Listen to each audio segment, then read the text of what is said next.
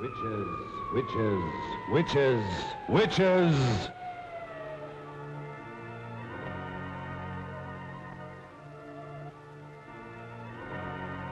From just beyond the edge of light, from the deeper darkness where no living being has ever walked, comes the terror of those who have given their souls to the devil. This is the story of one such creature. This is the story of a witch. Across the pages of history lurk the ominous shadows of the werewolves, the sorcerers, the witches. Through the ages, man has known the evil that walks in the shadows of the night and has feared the dark spirits of the unknown. What lies behind these monstrous fears that has chilled the hearts of man since the beginning of time? Do these sinister creatures live only in the superstitious minds of ignorant people? Those who have studied the history of the ages and who know the dark secrets locked in the vaults of time, to them, the word witches brings a trembling fear and a shuddering terror.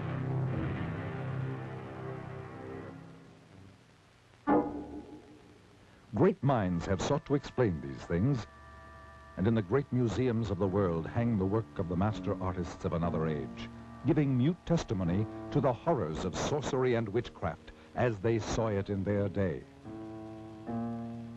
To tell you this hideous tale, and to better help you understand these murderous creatures, let's go back 500 years, for that will bring us back to the time known as the Dark Ages, when the witches held much of Europe in their black grip of fear. And let us study some of the paintings by the great master artists who lived in the age of witchcraft. And through their eyes and the genius of their art, let us try to understand these strange creatures and the evil forces behind them. In the old books, we read that a witch is one who has given his soul to the devil.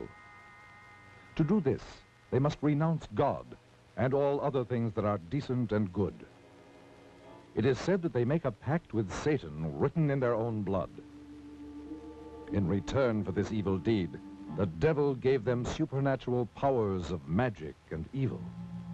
They could make their bodies disappear or change into any kind of beast or animal at will.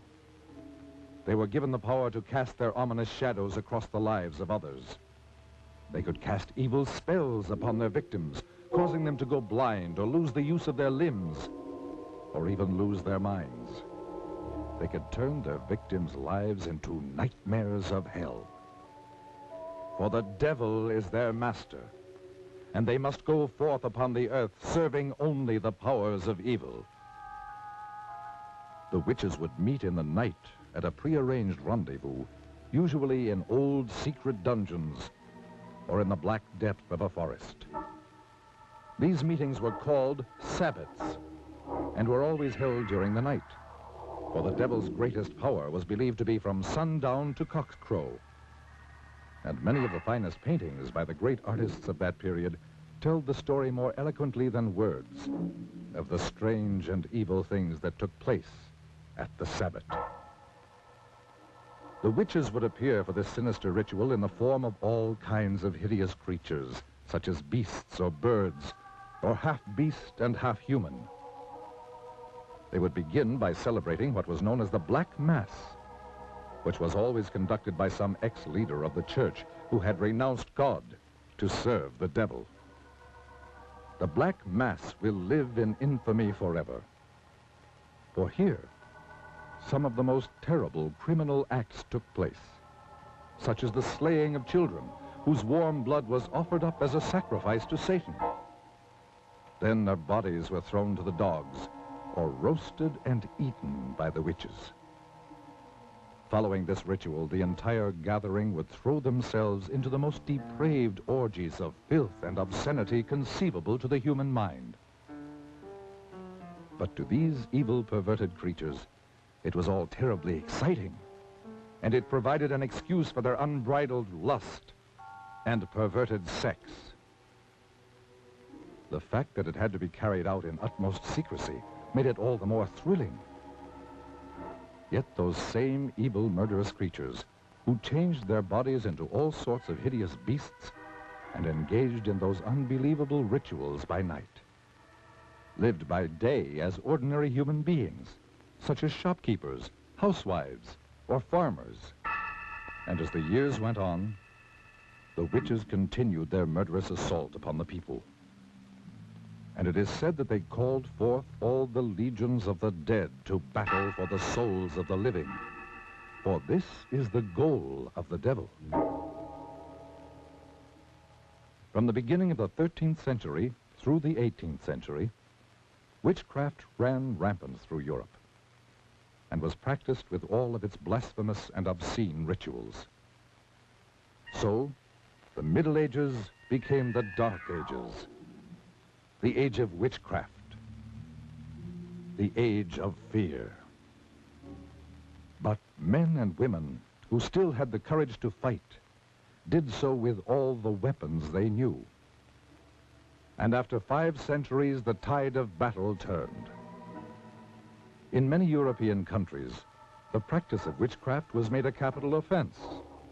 Rulers decreed that their countries must be freed of this terrible scourge, and that all convicted of practicing witchcraft must die. Armies were called out to hunt down the witches. The fear was so great that entire villages said to be infested by witches were put to the torch. The old records tell of flames rising high into the night sky and hideous creatures streaking across the burning heavens, screaming foul obscenities. When confronted with death, many of the treacherous witches confessed to the most hideous crimes. Even the hardened soldiers who were trained to kill turned away sickened by some of their terrifying confessions. One group of witches alone confessed to the murdering of over 2,000 babies and small children, bought from the brothels and slums of the big cities. At last, the witches were no more. Old superstitions and taboos had yielded to the powers of light and knowledge. We, who live in the light of the 20th century, see the witch only in fantasy, as a hideous old woman sailing through the night sky on her broomstick. We are certain that these murderous creatures who walked the world in the Dark Ages, committing their atrocious crimes and casting their evil spells, never really existed, except in the twilight zone of the mind. But are we mistaken? From deep beyond the edge of light, from somewhere out there beyond the grave, beyond the dimensions of life, do these ominous creatures still exist? Let us see.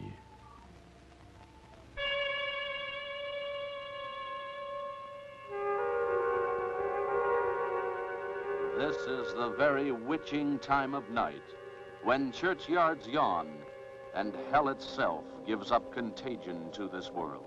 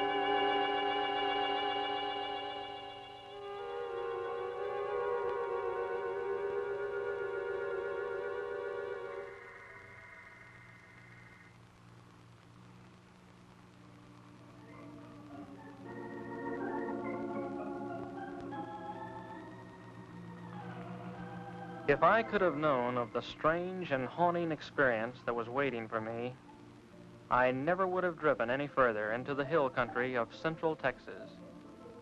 There are those who say that it was all a dream and that it didn't happen at all, nor could it happen in the 20th century.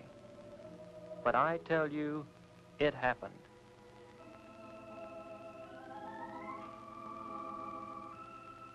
Perhaps you will be able to believe it if I tell you about where it happened and the people who lived there.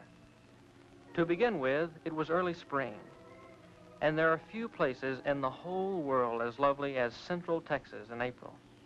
But this is not the Texas of cowboy lore, for here, snug in a green valley rimmed by evergreen hills, are trim, clannish, thoroughly German villages. The German settlers came in 1846 seeking religious asylum in America. The green hills, the rocky slopes, and clear rushing streams reminded them of the hills beside the Rhine. From limestone outcroppings in the encircling hills, they built their thick-walled homes, most of them still standing, mellowed to amber by the sun, still occupied by descendants of the settlers. And they have kept the faith that made their grandfathers brave sickness, isolation, and Indian raids, so that it be kept alive. A characteristic of the valley is the great number of bells, church bells, the Abendglocken with evening bells. And there are the school bells which have rung for 100 years, calling the children to schoolhouses that were built by their great-grandfathers. Though English and German are spoken interchangeably, German is taught in the schools and is still the language of social contact and of the home.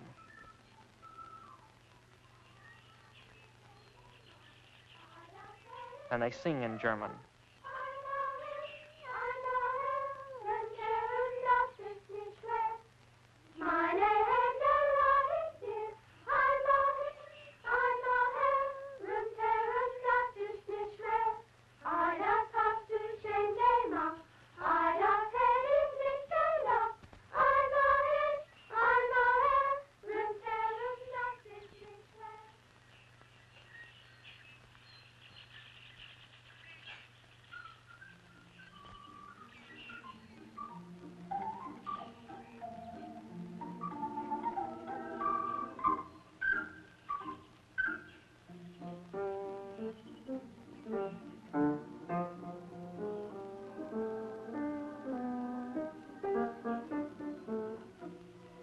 Yes, this was spring, the time of Sangerfest, the singing festival.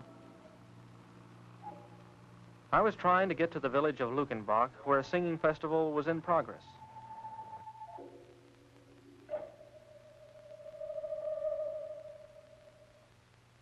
You can joke all you want to about how far a sports car can go on a gallon of gas, but when they're out, they'll sit there like any other car.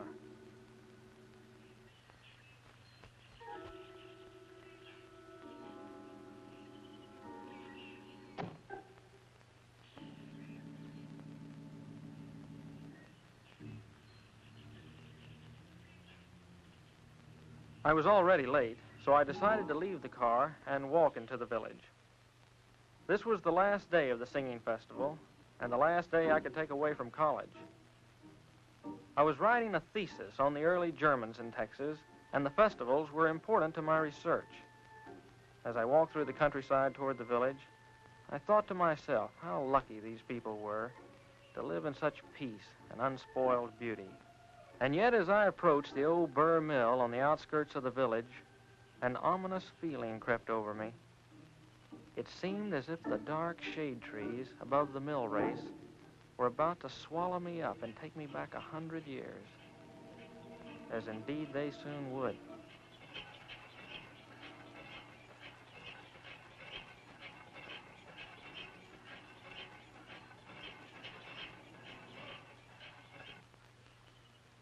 Hello there. The Yates. I'm looking for a place to stay for the night. I wonder if you could help me. Schönig sehen, mein Bruder Hans. Good beer. Wiener Schnitzel. Sounds good enough for me. Kirska. Her name was Kirska. It was a pity that such a lovely creature would be the one to tell me that I was too late for the festival. She was dressed in a costume of the old country and had taken some village children to the festival. She said that her grandfather would be glad to have me at the inn.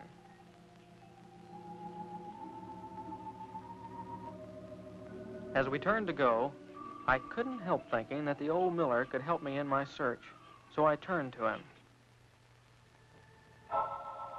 He seemed pleasant enough as I asked him if he could help me. But when I mentioned the words superstitions and witchcraft, he simply turned and continued with his grinding.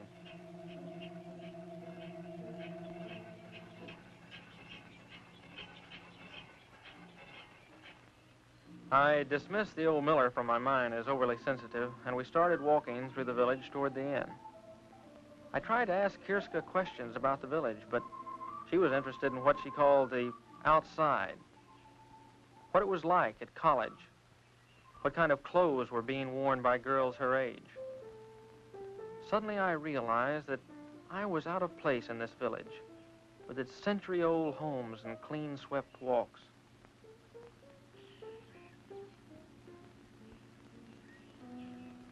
But as we approached the inn, her mood changed. It was as if she wanted to help me, but couldn't find words to explain how. You must be careful. The old ones do not like to speak of the spirits and hex. And your grandfather? Grandpapa will be glad to have you in our house. He will talk of anything you wish, and much of what you don't.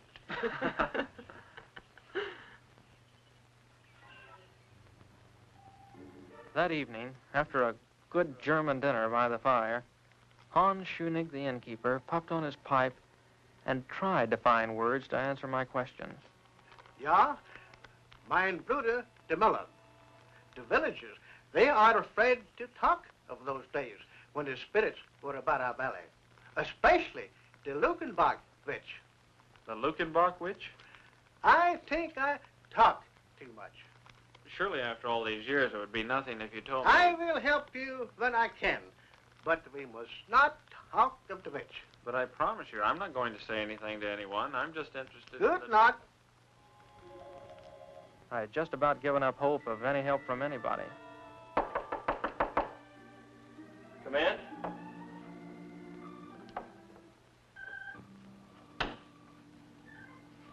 This water is fresh from the well. Thank you. Oh, do you have to go? I mean, well, I'm not having too much luck with the others, and I thought someone younger might be able to help. Someone like you. More help? With my thesis. I'm doing research for a thesis. They want to help you. If they could be sure it was the German immigration you were writing about. But, okay, so it's not just about the immigration story. So it's also about customs and legends and strange oddities that we're hereabouts. And witchcraft? Listen, I didn't say anything about You can be honest with me. All right, so I'm interested in witchcraft and sorcery in the old colony. What's the harm in that? The old folks do not take these things lightly. I didn't mean to upset your folks the way I did. But what can be the harm in a guy researching something that happened over 100 years ago? You would have to live here to know us, to understand these things. You're what we call friender. You're from the outside. They don't trust you. Are they trying to hide something? Don't you? Why are you so interested? It's just an academic hobby with me. I know there's a lot of talk about witches and warlocks and stuff like that, and a lot of people actually believe it. But I've done a lot of research on witchcraft, and I actually believe it can be boiled down to a simple mathematical and economic formula. How do you mean? Look, in any history book, in any age where there was widespread famine, sickness, want, you find an outbreak of women being denounced as witches. In the late Middle Ages, thousands of people were executed in Europe and England. In Massachusetts, 20 witches were put to death. All of these were times of widespread disease and hunger. But when your people first settled in this country, they had not only disease and hunger to contend with, they had the Comanche Indian raids as well. Little wonder, then, that the ugly word witchcraft was heard in the new colony. But what pleasure can you get from studying about all this? To better understand the witch hunts we have today. Witch hunts? You would think that after the delusions of New England and early Texas, the urge to hunt witches would have disappeared from the Western world, but nothing of the kind. The medieval idea of witchcraft was replaced with things like race and nationality. What can I do to help? Your grandfather mentioned the Lukenbach witch, but caught himself when I tried to find out more about her. Now, I've heard of this case before. Can you tell me something about her? There was a woman called the Lukenbach witch. My grandfather and granduncle will not talk of it because it was their grandfather, Sherlock, who denounced her. The settler that built this inn? Yes. In this very room. In that very bed. Don't leave now. I have an old book, very old, which will tell you all about it. But you must not tell the others about the book. You have my word. I'll just be a minute. Kirska. Yes. You have the sweetest smile. Is that what the college boys are telling all the country girls this year? No, I really mean it. I believe you. It's just that I don't ever really notice anyone until they get a little bothered and light up like a candle. You know, with your German good looks set off with something simple and black, you'd look like a little cameo. I'd better hurry.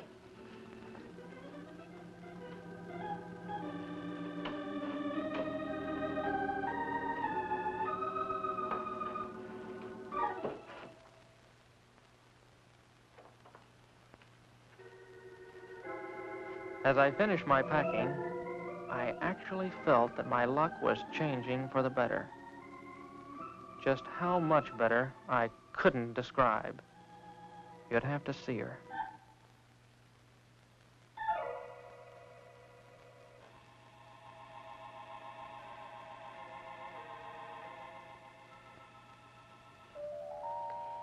You said something simple and black. I did? Oh, yeah, I did. Shouldn't you close the door? Yes. Yes, of course.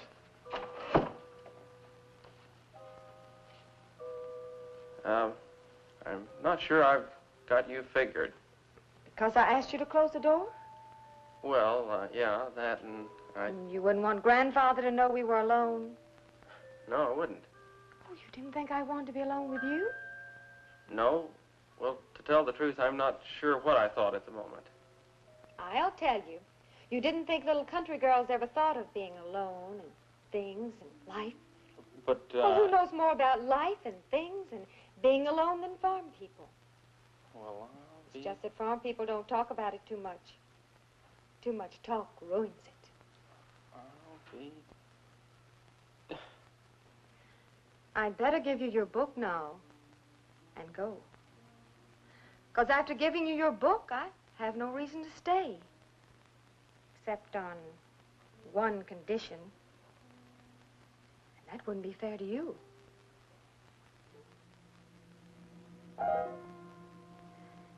Good night, Fremder.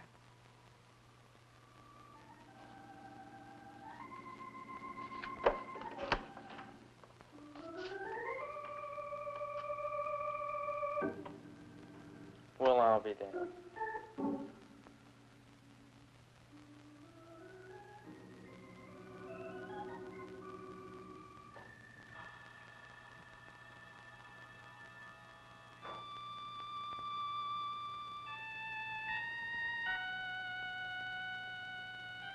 The early Germans in Texas. To understand and properly know how witchcraft and suspicion raised its ugly head in the early colony, remember that in the first year of the settlement, typhoid, sleeping sickness, and other bitter hardships were climaxed by an epidemic that took the lives of 200 of the 600 settlers. The villagers looked for someone on whom to blame the troubles. What better subject than the widow who walked by moonlight? The widow who was too aloof to speak to the women of the village. The widow who caused the whispers about a clandestine affair with the innkeeper Scheunig. The widow witch, they called her. Witch? It must be remembered that this was a time when a man of power could conveniently denounce as a witch any woman discovered with him in his bed. Such a man was Otto Scheunig. Yeah.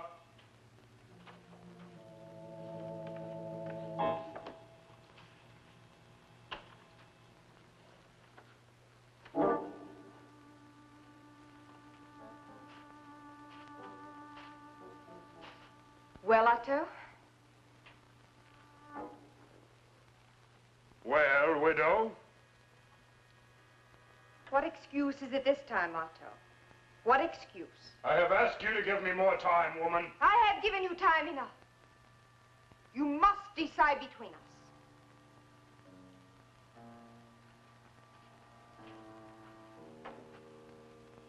I cannot break charity with my woman while she is infirm. The villagers are talking. I hear their mouthing when I pass their doors. What are they saying, widow? They're saying that I have taken the bed of an invalid wife. They're blaming me for their miseries. The curdling of milk and the spoiling of butter. They say it is the curse of the widow witch. My washerwoman tells me that on Sunday last, the preacher read from the Old Testament. Thou shalt not suffer a witch to live. You must take me away from all this. I cannot break charity with my woman while she is infirmed. You have broken charity with me? What am I? A chattel to be used when convenient? To function where your wife cannot? To lie with, but not to marry? Quiet, woman. Keep your tongue. I'll not be silent. For I fear this talk of witches was born with you. Is it you who have woven this web of spectral evidence about me? Is it you who have called me a witch? Oh, your face belies you, Otto. Would you have me burned?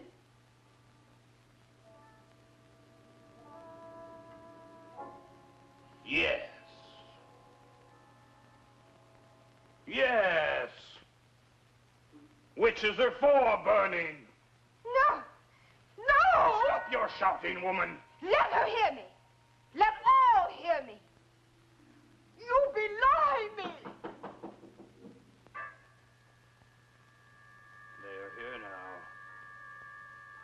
The elders are here to learn how you cast your demoniac spell over this house. No! No, you lie! I have told them how you cast your spell over my wife to make her invalid. She is in league with the devil. The widow is a witch. That same night, under cover of darkness, they took the widow to the graveyard. There are those who said that she waited proudly without fear, and that she whispered over and over, Tot au alle Schönigs, death to all Schönigs. I will return. And with the self-same spire, I will kill all who bear the name of Schönig. How convenient for Otto Schönig that there could be no trial. Death would be by post oak spire. They buried her not 100 yards from where she had lain with the cruel and deceptive Otto Schönig.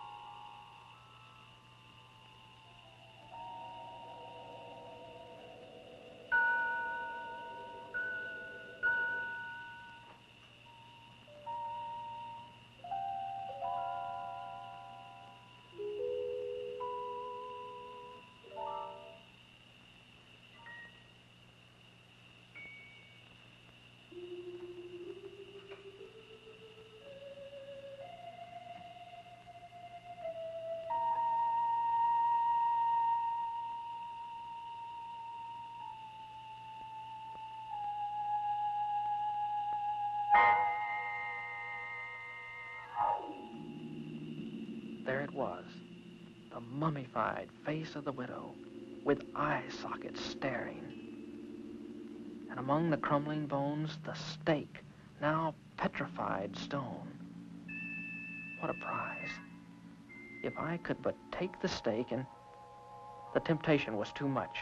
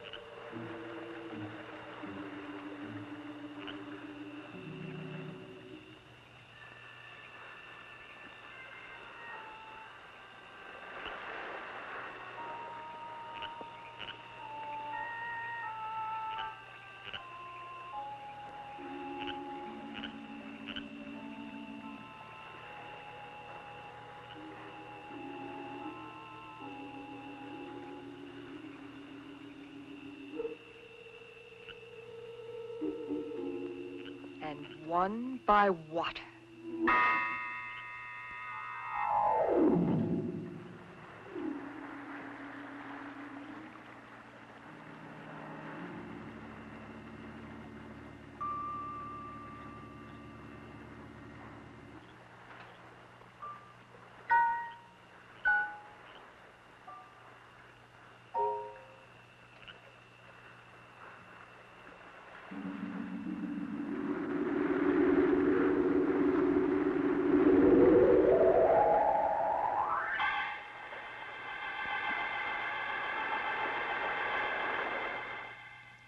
The next morning, the elders came to the inn.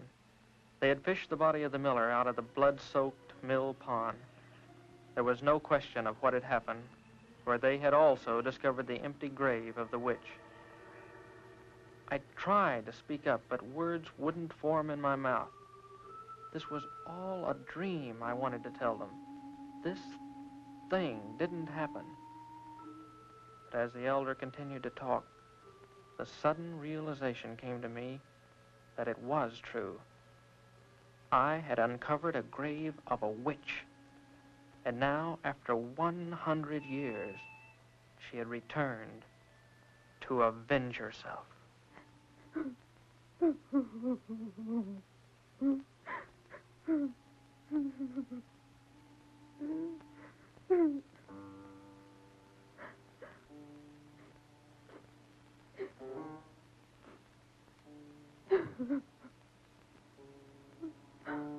The elder warned that no one should leave or enter the village until the witch be found and return to her grave. Surely the witch would not stop at one death. Where would she strike next?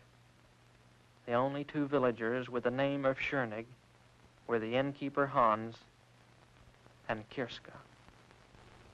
As the moon rose, we did all we could do, bolt the shutters and wait.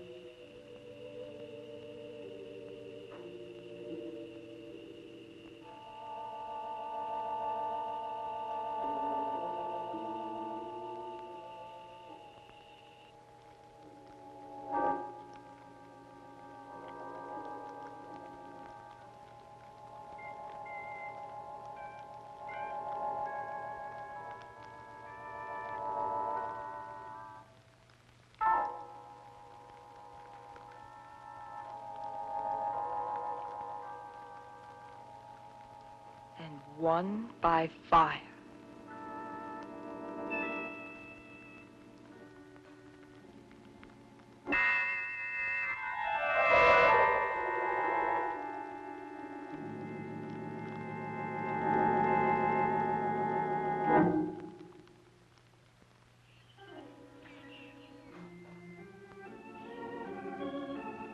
I was the guilty party. Just as surely as if I had held the stake, I had killed them. I could no longer contain my guilt. And yet, some kind of power kept me from speaking up. It was as if I was hexed by the witch herself. I made up my mind to find the witch and stop the killing. The librarian must have wondered at my strange questions. Under the guise of research, I asked her if there was some place people could hide in the hills by day, maybe some place where they went to during the Indian raids. Yes, she could help me. There were some caves downstream from the mill. I had my information.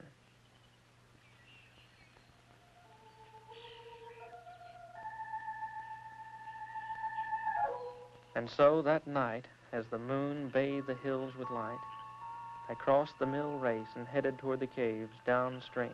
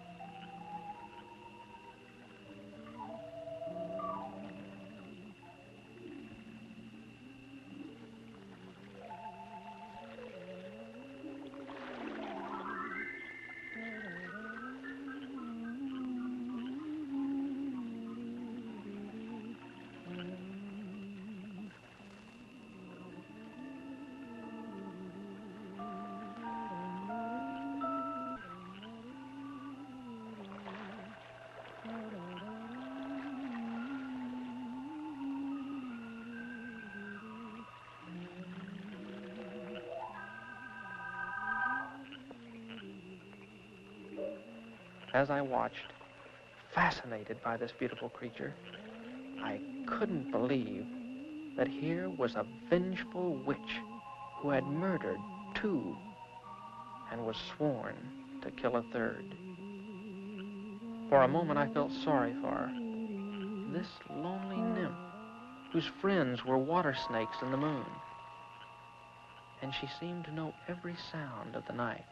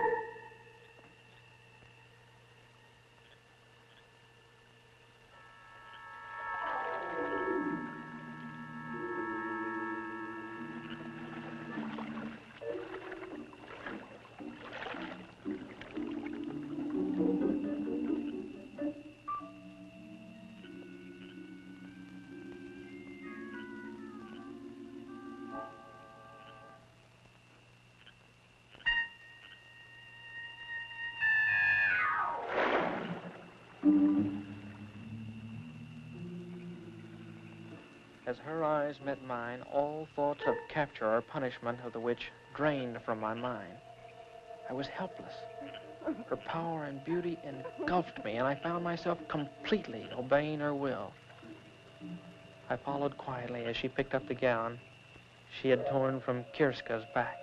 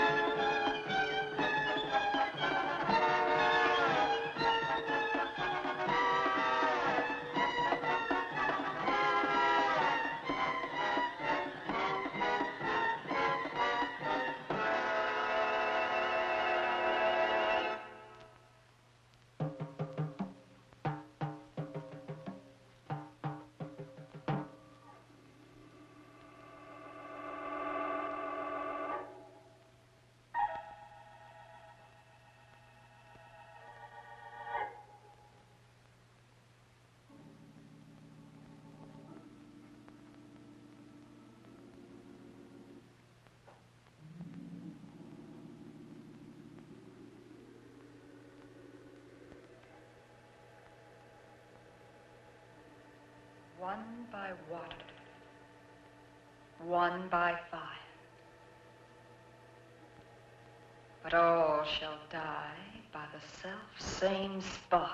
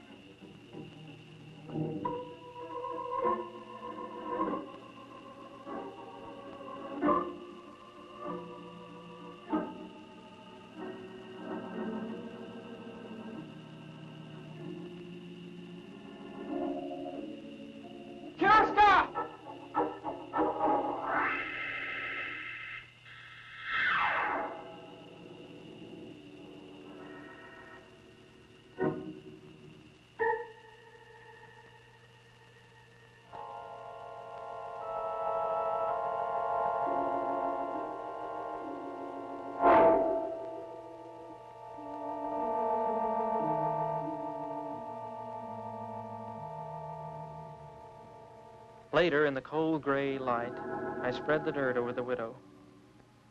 My feelings were mixed. Here was a woman who had taken 2 lives. Yet she had been denounced maliciously and killed by the same stake.